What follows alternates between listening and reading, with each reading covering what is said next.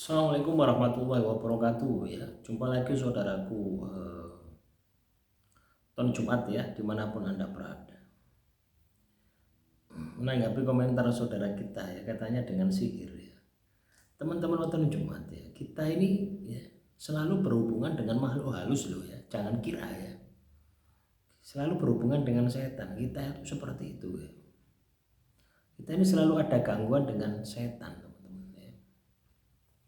Kenapa saya bilang seperti itu? Kenapa setan itu mengganggu diri kita gitu ya? Karena kan sudah kasusnya Nabi Adam itu loh ya. Setan itu disuruh sujud sama Nabi Adam, tapi setan tidak mau. Akhirnya diturunkan ke dunia. Setan dulu itu penghuni surga, ya, diciptakan Nabi Adam. Ya.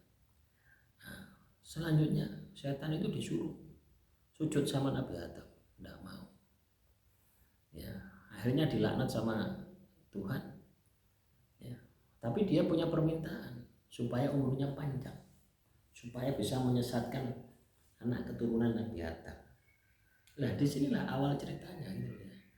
Makanya kemanapun kita berada, dimanapun kita berada, itu selalu ada setan di dalam diri kita ya. Ada setan yang ada di sekitar kita gitu. Ada di dalam diri Anda ketika keimananmu lemah, ketika spiritualmu lemah, itu pasti setan nyebut. Kayak seperti saya ini, spiritual saya lemah, setannya nyebut. Makanya saya terus setiap hari itu ngaji, ya. Setiap hari itu tirakat. Ya.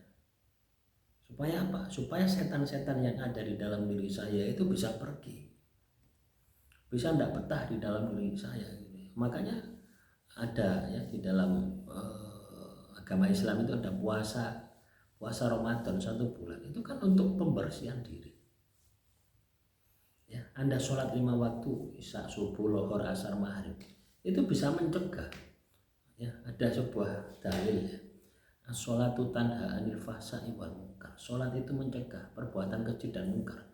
Loh itu loh teman-teman. Anda sholat subuh ya, itu membersihkan kelakuan Anda dari isya sampai subuh. Anda sholat duhur, itu merawat diri Anda dari duhur ya, dari subuh sampai duhur. Anda sholat asar, itu merawat diri Anda dari duhur sampai asar. Anda sholat maghrib, itu merawat diri Anda dari asar sampai maghrib. Anda sholat isya, merawat diri Anda dari maghrib sampai isya. Coba bayangkan, kalau 5 waktu Anda berkualitas, setan orang dolim. Masalahnya kita ini ya, kadang karena kepentingan duniawi gitu ya, akhirnya menomorduakan Tuhan. Asik, wah, jam 11:30 duduk Allah Akbar pas beduk, pas akeh penjual apa pembeli. Anda dodolan es campur pas akeh pembeli, waduh, ndak kira ditinggal. Wis dinteri tok ya, sampai jam 1. Jam 1 akeh tambah akeh meneh wis ditinggal sampai asar. Sampai asar akhirnya ndak sembahyang. Sering toh kita mengalami kondisi itu. Sering toh kita melakukan hal itu. Pasti sering. Nah, gitu itu. Kira-kira kalau misalkan setan yang ada di sekitar kita, ya, setan yang ada di sekitar kita itu pasti banyak, pasti bisik-bisik gitu ya. Nah, kita tidak sadar kalau itu setan gitu. Hai ojo sembahyang, lembok tinggal sembahyang, pelangganmu hilang, rame-rame nih gitu. Sering toh Anda seperti itu, atau pada saat Anda bekerja di perusahaan misalkan, pekerjaanmu belum selesai, waktunya istirahat bisa Anda sholat, nanti saja sekalian, akhirnya Anda sholat. Atau Anda katakanlah yang bekerja ya, luar kota misalkan, naik motor misalkan, waktunya maghrib, Allahu Akbar, Anda masih di jalan.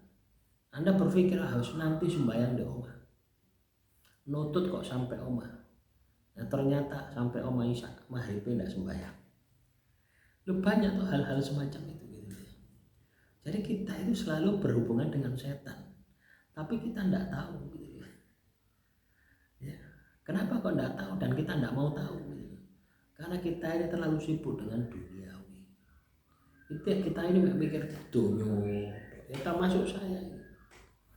Ya, makanya saya buat channel ini ya, supaya bisa menjadi pengingat ya, supaya bisa menjadi suri tauladan ya, supaya Anda itu bisa menjadi pribadi yang luar biasa, supaya Anda bisa menjadi pribadi yang baik, pribadi yang istimewa ya. Ya, harapan saya seperti itu. Ya. Paham ya? Ya, jadi di sekitar kita itu selalu gitu loh ya, selalu berhubungan dengan makhluk halus, selalu berhubungan dengan setan, tapi kita tidak tahu. Ibarat kita itu punya musuh dalam selimut ya. Kalau kita punya musuh dalam selimut ya wassalam gitu ya. Kalau kita tidak punya proteksi diri, lah proteksinya apa? Iman dan takwa ya. Jadi kita ini harus meningkatkan keimanan kita harus meningkatkan ketakwaan kita ya, sehingga kita bisa menjadi pribadi yang luar biasa. Demikian yang bisa saya sampaikan untuk materi yang singkat ini. Kurang lebihnya saya mohon maaf. Wassalamualaikum warahmatullahi wabarakatuh. Salam rahayu, rahayu, rahayu.